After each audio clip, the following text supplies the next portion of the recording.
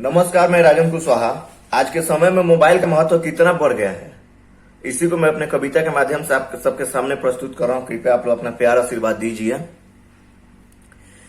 Mobile माता mobile पिता तमेव, मोबाइल बंधु मोबाइल सखा तमेव, मोबाइल विद्या द्रविड़म तमेव, मोबाइल सर्वम मम देव देव। अब विस्तार से, मोबाइल हुआ माता पिता, उठते करते हैं प्रणाम। अब परिवार हुआ फेसबुक, देखते रहते हैं बार बार।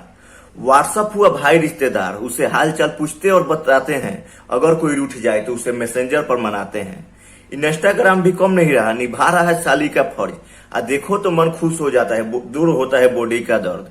नेटवर्क हो गया आज का पैसा, जब रहता है खूब उड़ाते हैं। अगर खत्म हो जाए या भग जाए तो पहले मन भर गरियाते हैं, उसके बाद किसी से मांगने चले जाते हैं। जब किसी को दिखना हो तो गैलरी में चले जाते हैं, और उसे भी मन ना भरे तो वीडियो कॉल बतियाते हैं। भीगो पर बीबी दिखे, मौज में दिखे साली, जोश में गर्लफ्रेंड दिखे, टिकटॉक दिखे पड़ोसवाली। यूट्यूब का हम बात का बताएं, उसका महिमा बड़ी महान है। गूगल से ही चल रहा अभी संसार है।